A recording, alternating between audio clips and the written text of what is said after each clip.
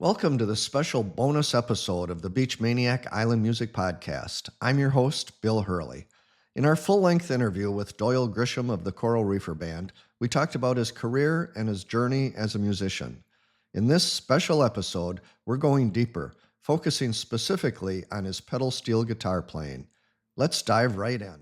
Can you think of a song, a sample where you make it cry? Well, there's a song I sent you, and it doesn't have lyrics in it, but a song called "Last Date." Well, that's kind of a semblance of a crying steel guitar. You know, something where actually the crying part is when you hold a note and you kind of waver your bar to give it a crying sound, and you can kind of hold it for a beat or two. It's just a special effect, you know.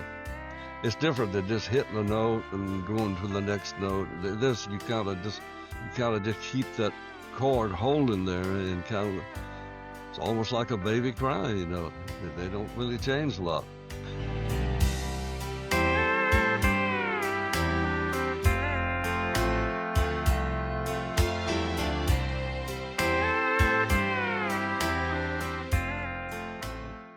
Do you have your own personal favorite steel guitar lick that that resonates personally with you in any of the songs that you've done? Well, probably the one that people remember. There's probably a couple of them that people remember me for, that are steel players that follow what I did, and that's probably Come Monday.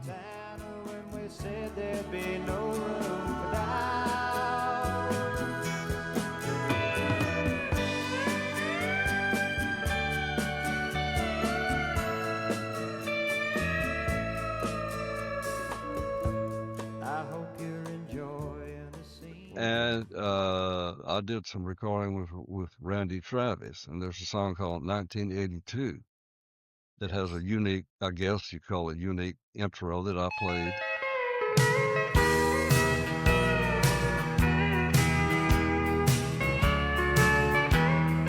So you sent me some MP3 files of your playing, and I wanted to go through a couple of those and just ask you about them. One of them is Blue Hawaii. Uh, why did you select that song to send to me? What does that song mean to you? And how do you feel when you're playing Blue Hawaii? I love the melody of that song. I've always liked it, even when Elvis sang it, or no matter who sings it, I like the melody of the song. And actually, most people do it in a real total Hawaiian flavor song, but if you notice, I did it with almost a Nashville rhythm section and a type of feel, and I was just playing the melody like I would want to hear the song, you know. So I chose it for that reason, so I could portray that feeling of it was almost like an old Ray Price country song, the rhythm section that I used on it. And then my playing, I just played the melody and did some, played it high when I could, and just tried to give it some emotion from the steel. I like to use other instruments, or some of those songs I sent you may have singing on it. I like to have somebody at least sing a verse and a chorus of a song, and me do some fills behind it, or so.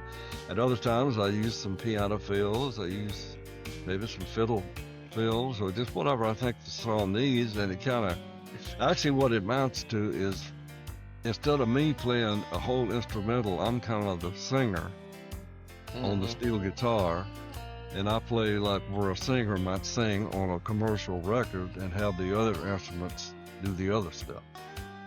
So I think it's more interesting, and it gives people another way to look at how I play and how I like to present a song. Yeah. I like the way you say that the steel guitar is like a singer, because it feels that way as a listener too. It feels like That's it the way carries the melody.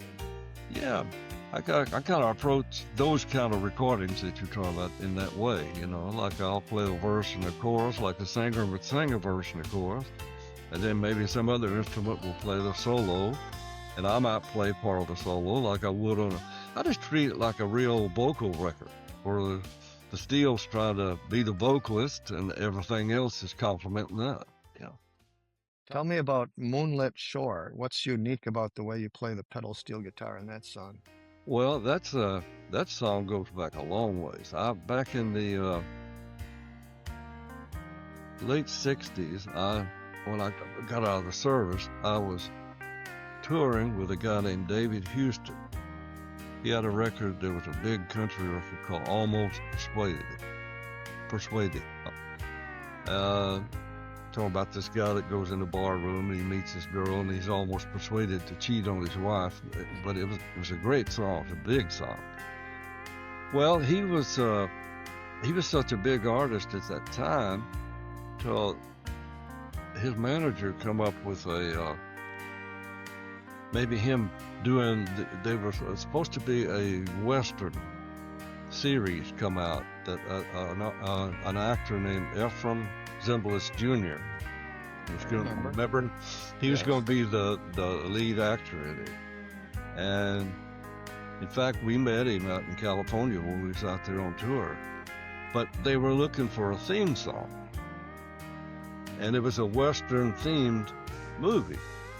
So I sat down with my acoustic guitar and picked out the melody for the verse of that Moonlit Shore. And of course, the series didn't happen, and therefore there was no need for a theme song. But I kept that melody in my head, and so back when I was doing the CD for that song was on, I think it's called Moonlit Shore, the CD. I was looking for another song, and I remember this melody. It was for the verse. Da, da, da, da, da, da, da. You know, it's that melody. It just put me in the mind when I first wrote it of sitting around a campfire, picking out a melody with these old Western actors,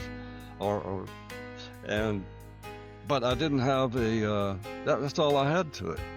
So I said, well, I'll just write a chorus to it. So I wrote a chorus that gave it enough length to make it a decent song, and that's how it came about. It just came about from an old melody I've had in my head for 30 years, probably. And I don't know why I couldn't get it out. It's just something sticks with you like that, you know? Yeah. But it eventually came out. Yeah, and I guess that's why how they write vocal songs. You know, they have a melody that maybe they've messed around with on guitar or singing or something, and comes back to them when they need a new song or something. Could be years later. Yep, but that's how it came about. It was just something I had been delving with during this time. I thought, you know, they would use it for something in the movie or the series or maybe even the theme song.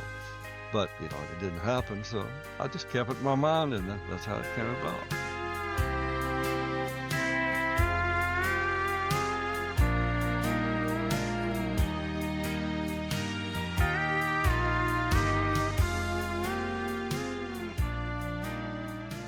And what about Take Me Home Country Road? Why did you select that one? There again, I like that melody, and I need it, you know. If I don't watch myself, I tend to keep things too melodic. I like ballads, and that's why as a steel player, I mean, most people that know my playing will know I'm not a flashy player. I very seldom play up-tempo songs unless, you know, if somebody asks me, I'll play an old song like the steel guitar rag or something that, you know, this kind of Western swing feeling. But for the most part, I love ballads. And but Country Road, it's up-tempo, but still, it's got a great melody to it. And it has a chorus, and it also has a bridge section. And I just love the way the song was laid out, and it with all those different aspects of the song, you know, like a verse, a chorus, and a bridge. It gave me some leeway to play some different melodies, and which I basically stayed with the same melody, but you know, you can play something that's a certain melody and kind of take a little freedom with it and still keep the same melody there if you work at it. So that's why I chose it. I just like the song. It's And I need, It's just beautiful, beautiful song and a beautiful rendition that you do. well, I think, yeah, there again, it has several, it has 2 or 3 instruments on it other than just steel guitar. So I think it makes it, but the song itself doesn't get boring because it's got, like I say, a bridge, I mean, a verse, chorus, and a bridge, you know. So, there's hardly any way to play that song and make it boring, you know, if you play it right, I think. So, but I just loved it.